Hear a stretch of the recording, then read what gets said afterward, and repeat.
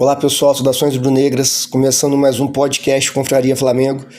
Falar hoje da excelente vitória do Flamengo de 2-0 sobre o Palmeiras no Allianz Parque. Vitória que deixa a gente agora a 1 ponto só de distância para esse time do Palmeiras. Em relação ao jogo, na minha visão, o Flamengo fez um excelente jogo. O Flamengo ditou o ritmo do jogo. Era o Palmeiras que tinha que se adaptar a gente, não a gente se adaptar ao Palmeiras, ao estilo de jogo. O Palmeiras gosta de jogar, ser bem objetivo, né? Recuperar a bola e já tentar finalizar. Então o Flamengo evitou isso ao máximo como? Ficando com a bola, não atacando precipitado, virando o jogo de um lado para o outro. Claro que ainda falta para a gente, que aí é um problema, conseguir finalizar. Né? Nosso time entrou em campo com Rossi, Varela, Léo Ortiz, Léo Pereira e Alexandro, o Everton Araújo, Gerson, Luiz Araújo, Arrascaeta, Cebolinha e Bruno Henrique. O ponto fraco do nosso time é o ataque, principalmente quando o Pedro não joga. O Cebolinha fez a pior partida com a camisa do Flamengo disparada. Não acertou nenhum lance, o Cebolinha não acertou nenhum lance e ainda desarmou os jogadores do Flamengo 2 vezes. Então, além de jogar mal, não conseguir dominar, não dar prosseguimento em nenhuma jogada, ele ainda desarmou 2 vezes os jogadores nossos. Então, fica difícil. A gente falta, né? Um poder ofensivo mais potente, mais matador. Isso a gente está cansado de ver e de falar, não vou me repetir sobre isso, todo mundo sabe. Então o Cebolinha fez um péssimo jogo, mas os outros jogadores jogaram o que dá para eles jogarem mesmo. Não dá para esperar muito do Bruno Henrique de centroavante, né? Não dá para esperar que o Everton Araújo desarme e consiga limpar a jogada e sair jogando, não vai dar. Então, dentro das nossas limitações, seja por questão de lesão, seja Pedro que está voltando, não aguentaria jogar mesmo naquele campo. Então, por uma série de... E também a condição técnica abaixo, principalmente do Cebolinha, que começou de titular. Apesar disso, o Flamengo fez um ótimo jogo. O primeiro tempo ainda teve momentos de que o Palmeiras estava melhor na partida, depois era o Flamengo, tinha uma alternância de quem estava melhor na partida. Mas o Flamengo consegue levar e no segundo tempo, na minha visão, o Flamengo foi superior o tempo todo. O Flamengo volta para o segundo tempo, já com o Michael no lugar do Cebolinha, porque não tinha como continuar. O Michael entrega mais do que o Cebolinha, mas falta muito poder de tomada de decisão para o Michael, mas melhora, o Flamengo melhora. E o Palmeiras não oferece perigo pra gente, da mesma forma também que a gente não levou perigo pro goleiro deles. Mas o Flamengo corre menos riscos. Como assim corre menos riscos? O Palmeiras ataca menos a gente, o Palmeiras chega menos perto da nossa área com perigo. Já a gente consegue rondar a área do Palmeiras com mais perigo, com mais volume de jogo, porém problema grave desse time, como eu já disse e repito, é concretizar o volume de jogo em finalizações e dessas finalizações fazer o gol. Então esse é um ponto que a gente precisa melhorar, enquanto o Pedro não tem condições de jogar todos os jogos. Então o Flamengo faz um segundo tempo muito seguro, muito maduro. Em relação aos pontos chaves do jogo, que não tem como deixar não falar. Primeiro, o pênalti que o juiz marca do Varela. Hoje, o perfil no Twitter chamado Falso 9, o cara detalhou minuciosamente o lance que o juiz marcou pênalti para o Palmeiras. Na entrevista coletiva, o Felipe Luiz falou que o Varela afirmou com veemência que a bola bate primeiro na perna dele. Aí esse rapaz lá, que é um bom perfil, o cara entende bem de análises táticas e tal, ele mostrou lá que realmente a bola bate. Mas assim, independente da bola bater ou não primeiro na perna do Varela, porque se bate primeiro na perna não pode dar pênalti. Mas vamos pular essa parte, vamos para a imagem do VAR. O VAR chama o juiz, esse juiz não pode apitar mais jogo do Palmeiras, mas tudo bem.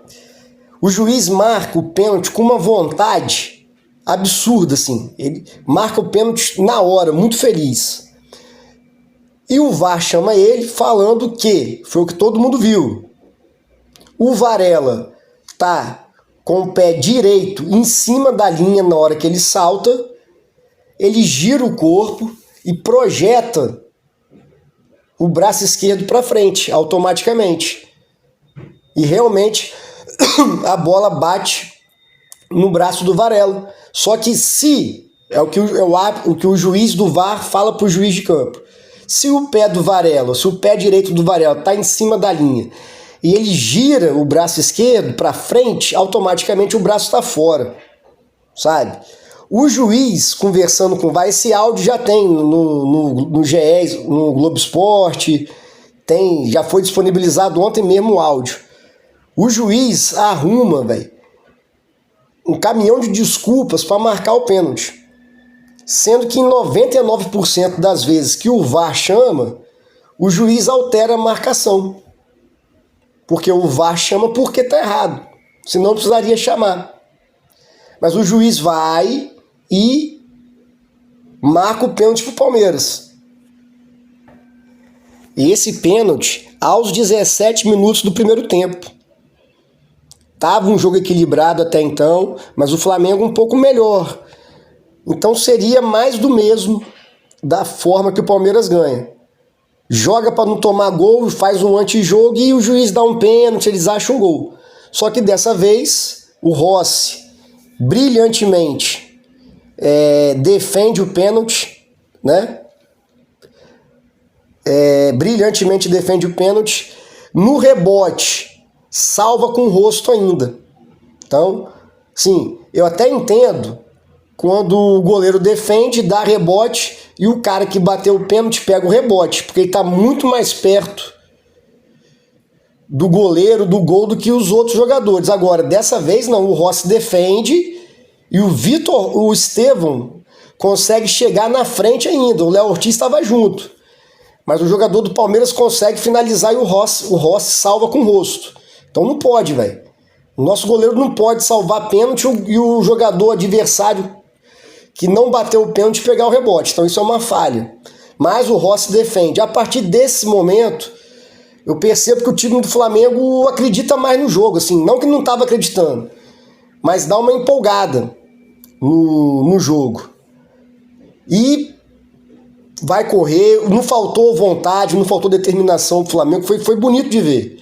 Se a parte técnica ofensiva não estava tão inspirada, mas a marcação, posicionamento, recomposição estava ótima, né? Lógico que quando o seu time defende um pênalti, a sua vontade aumenta, né? A performance fica melhor.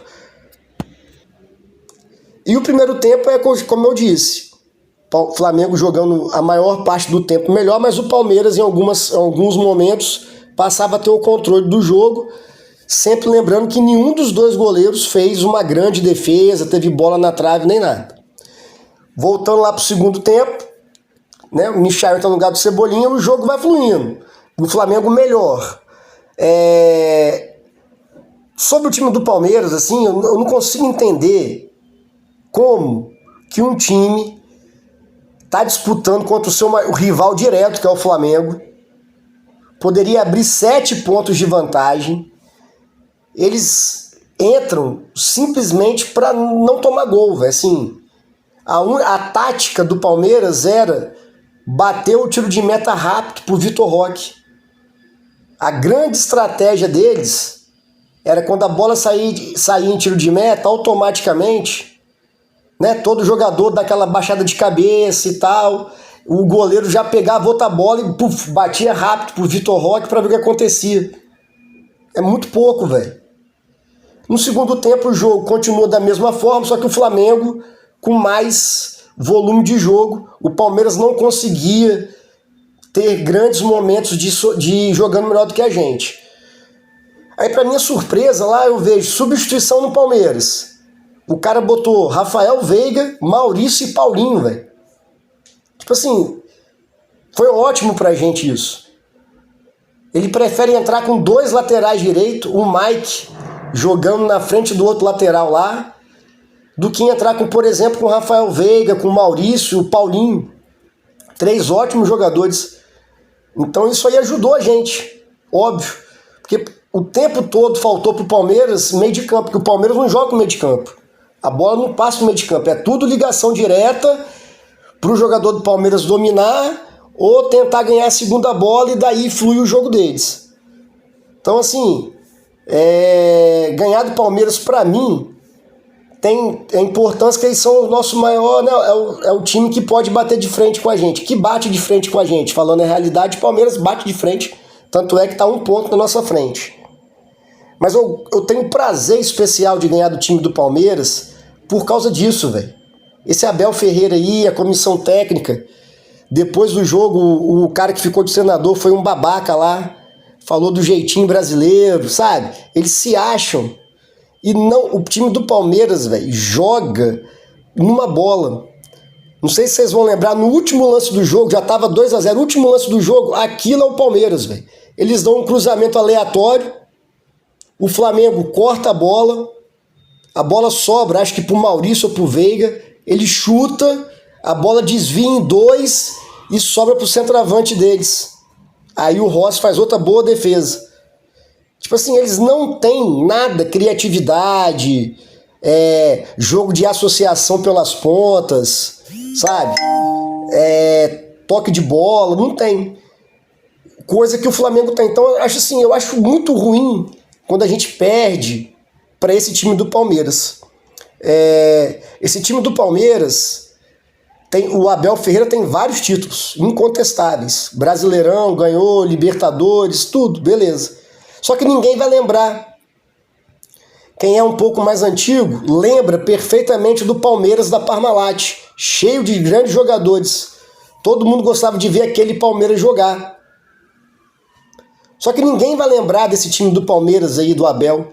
Então é um antijogo, é um jogo feio, sabe? Eles ficam reclamando. Então assim, é horrível. Falar agora dos gols do Flamengo. Quem puder, procura na internet, lá no Twitter, o primeiro gol do Flamengo, a jogada toda.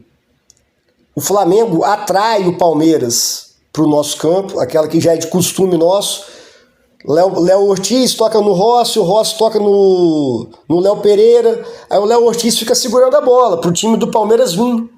E o time do Palmeiras vem marcar em cima. O Flamengo sai jogando.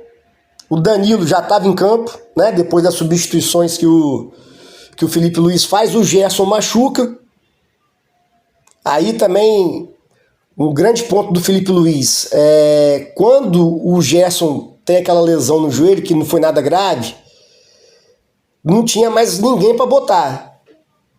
De La Cruz, Pulgar e Alan machucados, não tinha ninguém. Eu achei que ele ia botar o Léo Ortiz ali, de volante, e o Danilo de zagueiro. Só que não foi isso que aconteceu, né? Ele coloca o Danilo para fazer um lateral mais fixo e joga o Varela para fazer o segundo volante, a função do Gerson. E o Varela vai bem, vai muito bem por sinal. Dá dinamismo pro jogo, se movimenta bem. Então é importante a gente ver esse lado do Felipe Luiz também, de perceber aonde que os jogadores podem ajudar fora da sua posição original. Então, voltando para o primeiro gol do Flamengo, o Flamengo atrai o Palmeiras para o seu campo e consegue sair jogando. Envolvendo o Palmeiras. O Léo Ortiz toca no Danilo e abre na lateral. O Danilo devolve para o Léo Ortiz. Aí o Flamengo consegue quebrar a marcação do Palmeiras. O Léo Ortiz toca no Luiz Araújo, que faz uma ótima jogada. O Luiz Araújo se movimenta, volta com a bola e acha o Arrascaeta naquela posição livre.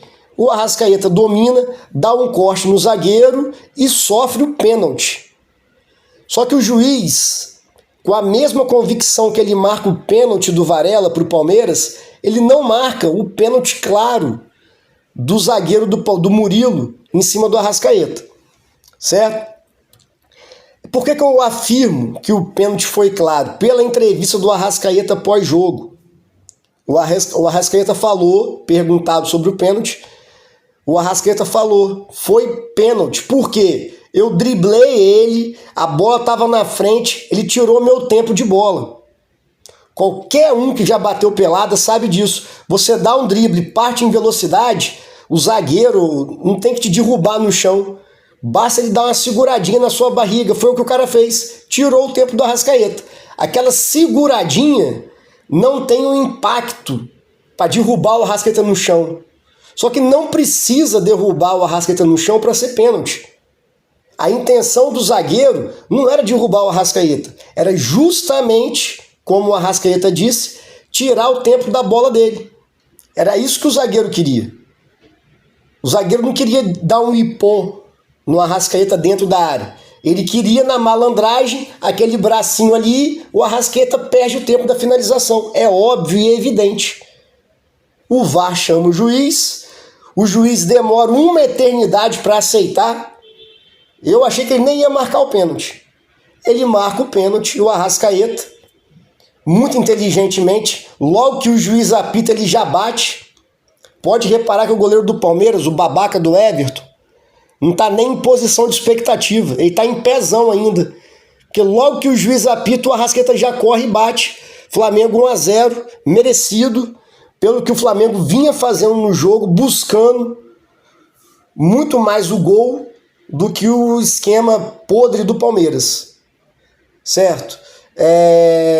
Aí o Felipe Luiz, né, já está com as substituições, ele mexe muito bem o Felipe Luiz, coloca Ayrton Lucas, Pedro e o Wallace Ian, coloca o Ayrton Lucas para fazer, né, o ataque pela esquerda, joga o Michael para a direita, deixa o Pedro de centroavante e coloca o Wallace Ian para fazer a função do Arrascaeta. Sangue novo, e o Pedro mostra porque que ele é craque. O Palmeiras tenta fazer alguma coisa, mas um time que não consegue, como eu disse, né? Nesse momento que eu estou falando quem entra Pedro, o Ayrton Lucas e o Wallace Ian, o Palmeiras já tinha botado seus melhores jogadores, na minha opinião, que estavam no banco. Veiga, Maurício e o Paulinho. Só que eles não conseguem. O sistema defensivo do Flamengo está de parabéns, sabe? É a melhor defesa do campeonato e o melhor ataque. Mas a defesa ontem foi sólida, sem ser retranqueira. O que eu estava falando que o Pedro é craque? Aí um lateral, aos 40 minutos do segundo tempo, tem um lateral para o Flamengo. É nítido que o lateral é do Flamengo. Mas o auxiliar do Abel, que está na beira do campo, o cara dá um espetáculo, velho. Querendo roubar descaradamente. O jogador do Palmeiras estava na jogada, fica até sem graça, porque foi nítido que a bola bateu nele. O Flamengo bate lateral rápido, o Pedro faz um pivô inteligentíssimo, bate a bola para o meio, o Ayrton Lucas vai em progressão, não é nem um contra-ataque, né? É um ataque rápido do Flamengo que pega o Palmeiras desprevenido. O Ayrton Lucas, o zagueiro, corta a bola do Ayrton Lucas, a bola vai no pé do Wallace Ian. E aí é que tem um detalhe para mim mais importante do gol. O Ayrton Lucas continua em velocidade e a bola sobra no pé do Wallace Ian. Só que o Wallace Ian tem na direita, dentro da área praticamente, o Michael, que era o passe mais óbvio. Tanto é que o zagueiro do Palmeiras, o Piquerez, que está na cobertura, já vira o corpo para o lado do Michael. E o Wallace Ian, acredito que ele percebe isso, ele toca de primeira, de volta para o Ayrton Lucas. Aí ele quebra a cobertura do Piquerez e o Ayrton Lucas, com muita categoria, bate de curva, tirando do goleiro. Flamengo 2-0, mata o jogo. Flamengo 2-0, mata o jogo com esse gol do Ayrton Lucas. Se olhar o gol por trás, por isso que eu tô falando que pra mim foi um bonito gol do Ayrton Lucas, não é tão simples. Se ele bate reto, igual os atacantes, igual os pontinhas do Flamengo costumam fazer, o goleiro defendia. Ele bate de curva tirando. Então, é um bonito gol. Primeiro, pela inteligência do Wallace Ian. Segundo, pela finalização do Ayrton Lucas. E no início da jogada, a visão de jogo do Pedro. Então, assim, Acho que o Felipe Luiz foi muito bem nesse jogo, desde a escalação inicial, desde a substituição do Gerson. Ele já, não sei, com certeza nos treinamentos e tal, não foi à toa, ele já bota o Varela de volante, o Danilo joga muita bola, Alexandro, com toda a razão, foi eleito o melhor do jogo. O Estevão, que é um grande jogador, não conseguiu nada com ele. Então o Flamengo fez um jogo muito sólido, um jogo como era para ser feito. O jogo de ontem era para ganhar. E eu já vi alguns comentários, principalmente da imprensa paulista, de que aquele cara da ESPN lá, aquele coroa, o Pascoal, o Flamengo ganhou, mas não tem mais, velho. Ganhamos de 2-0 do líder do campeonato, na casa deles, jogo de 6 pontos. O Flamengo não correu risco no jogo. E não correu risco sem ser retranqueiro. O Flamengo não correu risco jogando a bola, que é acostumado a jogar. O Felipe Luiz, gostei também da entrevista do Felipe Luiz, que ele fala que o Flamengo fez o Palmeiras se adaptar ao jogo do Flamengo, que é o jogo cadenciado. Porque gramado sintético, o Flamengo não é acostumado a jogar ali. Gramado sintético. O Palmeiras entrou para jogar de bola longa, bicuda para frente. Se o Flamengo pega a bola e tenta toda hora atacar em velocidade de qualquer jeito, ia perder a bola, o Palmeiras ia achar espaço. Então o Flamengo soube jogar, sem ser lento, nada. Só que é sem arriscar. Não é pegar a bola e se livrar da bola rápido. Calma, o time do Flamengo toca a bola ali, volta, tenta uma jogada individual, envolve o adversário. Isso aí ontem para mim ficou bem claro, sabe? Essa característica desse time do Flamengo. Então assim, o jogo, pouco tem se falado isso, né? O Felipe Luiz foi bem melhor do que o técnico do Palmeiras. O Abel Ferreira não estava lá, mas é ele que comanda, sabe? O Palmeiras foi um time covarde. Se o Piquerez faz aquele gol de pênalti, provavelmente, a gente não sabe, né? Mas teria uma grande chance do Palmeiras vencer o jogo por 1-0 com mais um pênalti roubado. Que o Flamengo tem deficiência para fazer gol, não ia conseguir fazer gol, ia ficar aquele jogo truncado que o Palmeiras sabe jogar. E hoje o Palmeiras estaria 7 pontos na frente, a imprensa, principalmente a paulista, ia estar exaltando esse antijogo do Abel Ferreira, coisa feia, entendeu? Então foi muito boa a vitória do Flamengo para escancarar, velho, a forma diferente que os times jogam, sabe? Isso é muito legal. Só para terminar, em relação à arbitragem e como que o Palmeiras é beneficiado. Eu pesquisei hoje na Premier League quantos pênaltis, qual foi o time que teve mais pênaltis na Premier League? Foi o Liverpool.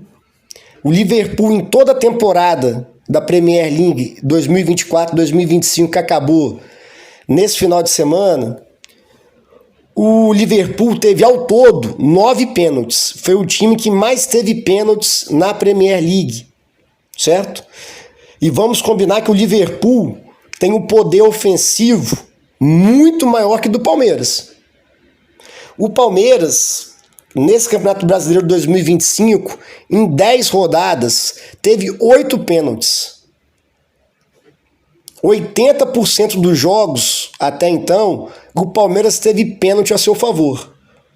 Desses 8 pênaltis, eles conseguiram converter 4 e perderam 4.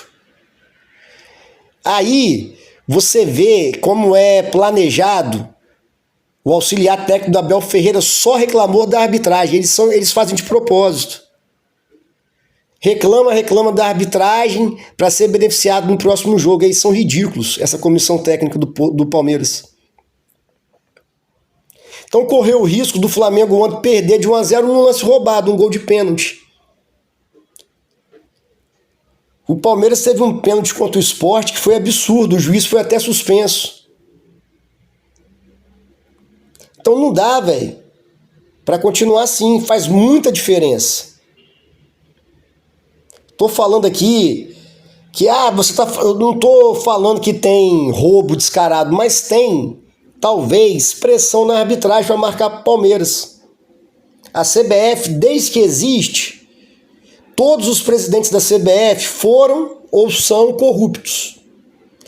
Não tem nenhum presidente da CBF que não respondeu inquérito por corrupção na justiça. Todos saíram depois de escândalo de corrupção. Teve, eu já falei isso aqui, já vou repetir para terminar. Teve um evento que das confederações sul-americanas, a CBF mandou a Leila, cara. A Leila iria representar a CBF. A Leila que é a presidente e dona do Palmeiras. Tem cabimento isso? Pode isso? Pode. Então, assim, o Palmeiras reclamar de arbitragem é uma coisa hipócrita. Então, eu gostei de tudo do jogo ontem. Tudo. Valeu, pessoal. Saudações rubro-negras. Abraço.